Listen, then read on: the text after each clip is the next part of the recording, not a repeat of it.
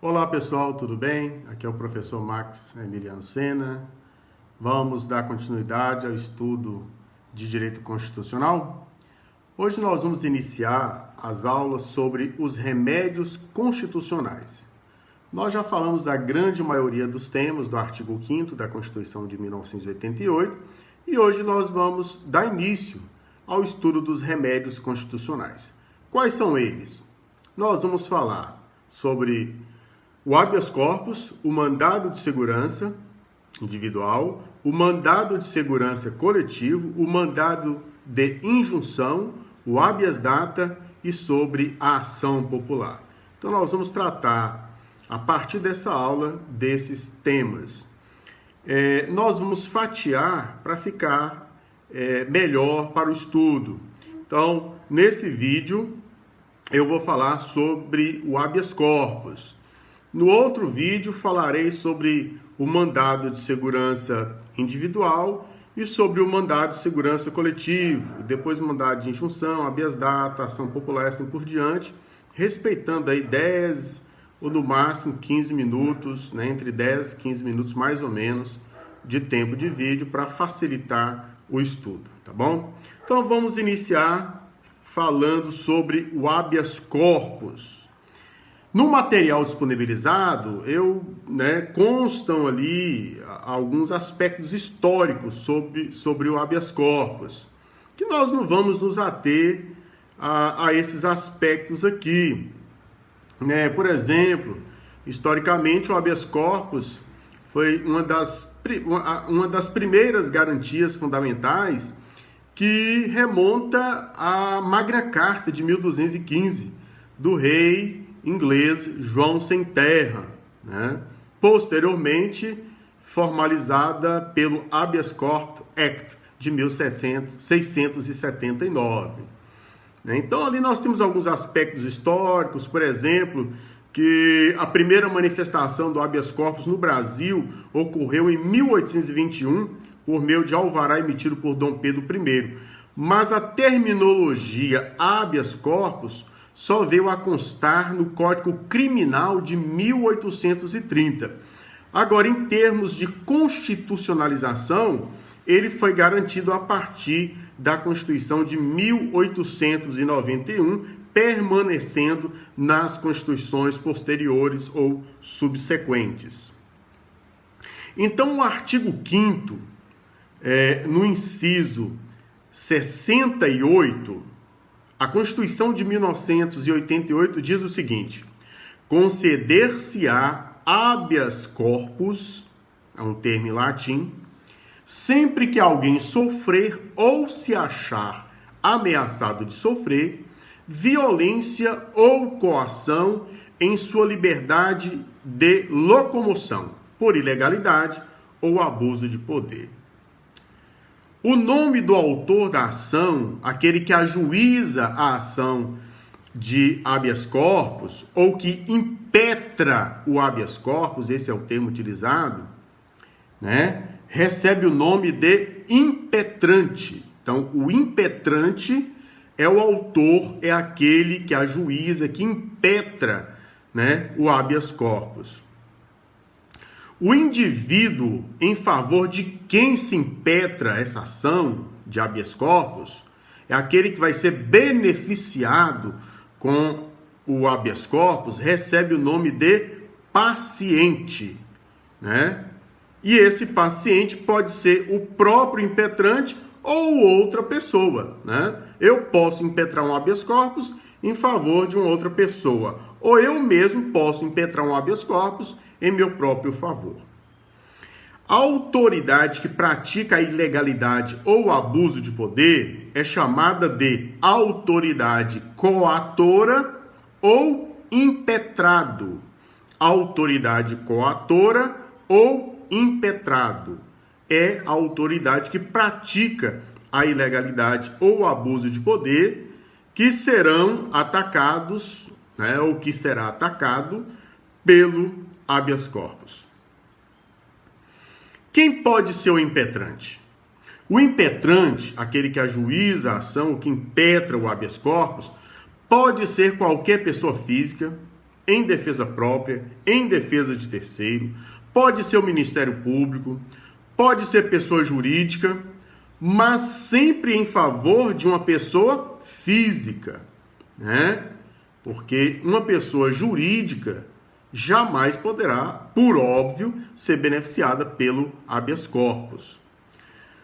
O magistrado, na qualidade de juiz de direito, exercendo a sua função jurisdicional ou qualquer outro órgão do judiciário, poderão conceder o habeas corpus de ofício, ou seja, sem ser provocado, por sua livre e espontânea vontade, né? Então, parte dele a iniciativa de conceder o habeas corpus sem que ninguém, né, impetre ou peça, né, ou formalize aquele pedido. Então, ele pode conceder de ofício. Isso é uma exceção ao princípio da inércia do órgão jurisdicional, porque, via de regra, o juiz ele só entrega o bem da vida, ele atende a pedidos que lhe são formulados.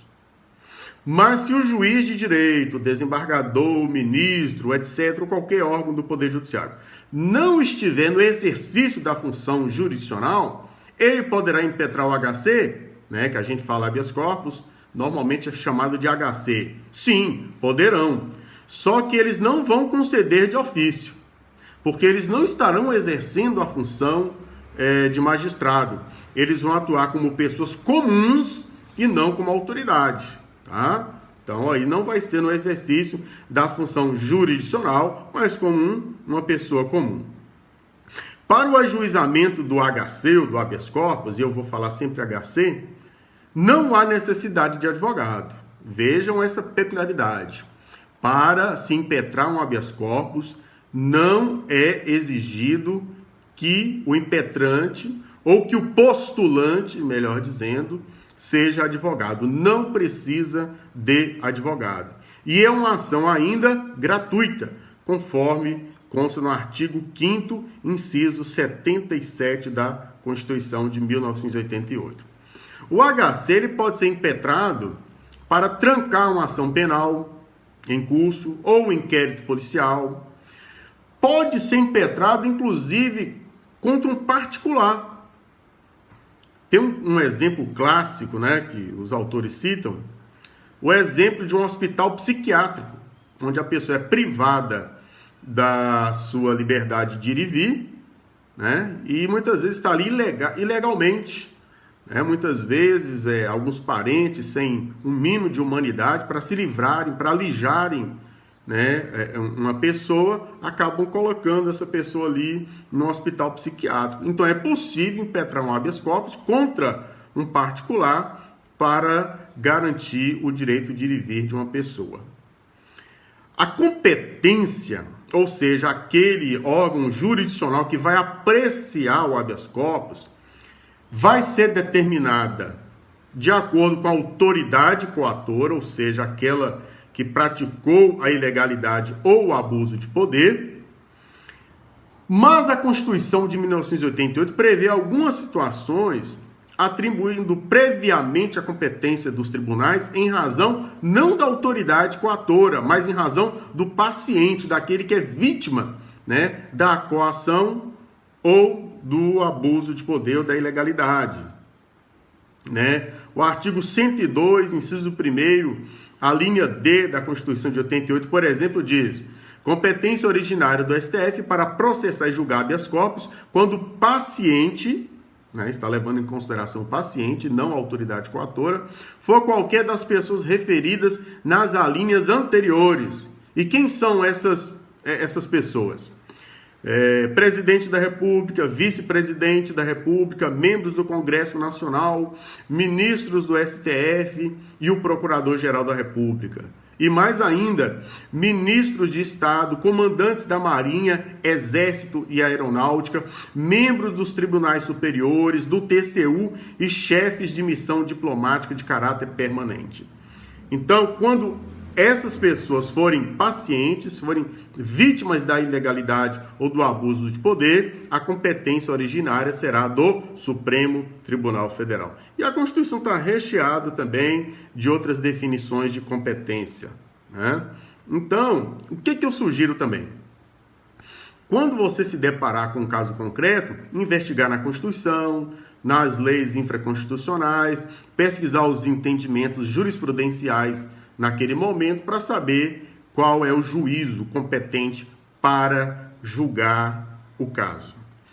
Competência de HC contra ato ilegal imputado a promotor de justiça. Então, o promotor de justiça é a autoridade coatora. Segundo o STF, a competência é do Tribunal de Justiça. Se for membro do Ministério Público Federal, que atue em primeira instância, a competência será do Tribunal Regional Federal da respectiva região. Habeas corpus contra ato de turma recursal nos juizados especiais criminais. Atualmente, segundo o entendimento do STF, a competência é do Tribunal de Justiça Estadual. As espécies de HC. Eu vou voltar na definição da Constituição, que diz assim: conceder-se-á habeas corpus sempre que alguém sofrer, ou seja, já aconteceu a violência ou a coação na liberdade de locomoção, ou se achar ameaçado, ou seja, não aconteceu ainda, né? Então, nós temos o habeas corpus preventivo, é quando alguém se acha ameaçado de sofrer violência ou coação em sua liberdade de locomoção, por ilegalidade ou abuso de poder. Tá? A restrição à liberdade ou ao direito de ir e vir não se consumou ainda. Nesse caso, poder-se obter um salvo-conduto para garantir o livre trânsito de ir e vir. É muito comum, às vezes, quando uma testemunha, uma pessoa vai ser ouvida, nós já vimos muito aqueles casos de CPIs em que a pessoa já busca um salvo-conduto, um HC preventivo, né, para que ela não seja submetida a uma coação ou alguma restrição à sua liberdade. Então é muito comum a pessoa já previamente requerer o salvo-conduto por meio de um HC preventivo. E nós temos o HC liberatório ou repressivo. Nesse caso, a restrição ao direito de locomoção já aconteceu. A pessoa já sofreu a violência ou coação. Então, o objetivo aqui é fazer cessar a violência ou a coação. No caso de punição disciplinar militar, o artigo 142, parágrafo 2º da Constituição, diz que não caberá HC em relação a punições disciplinares militares, né? Então, impede-se aqui a análise do mérito das punições, mas não os pressupostos de legalidade, né? No caso, a hierarquia, o poder disciplinar, se o ato é ligado à função, se a pena é suscetível de ser aplicada disciplinarmente, tá? Essas questões poderão ser analisadas, mas não o mérito da punição, tá? Então, gente, em resumo, são essas as considerações sobre o habeas corpus. Mas é óbvio que na cadeira própria, né, em processo penal ou alguma outra cadeira própria, será possível aprofundar nessas questões, analisando mais entendimentos jurisprudenciais e etc. Mas aqui nós vimos os aspectos, os fundamentos constitucionais, e o habeas corpus ele objetiva preservar, garantir, efetivar um dos principais direitos que nós temos, entendo eu, depois da vida, que é o direito de ir e vir, a liberdade de locomoção, que se for violada, precisa ser rechaçada de pronto, e o habeas corpus é um remédio constitucional para garantir o direito de ir e vir. Então, guardem bem isso. Habeas corpus significa soltar o corpo, ou corpo solto, é a liberdade, né, de ir e vir, tá bom? Então, liberdade de ir e vir, liberdade de locomoção, habeas corpus, né? Aí nós veremos que há remédios para outros bens jurídicos, mas o habeas corpus é para a liberdade de locomoção. Até o nosso próximo vídeo.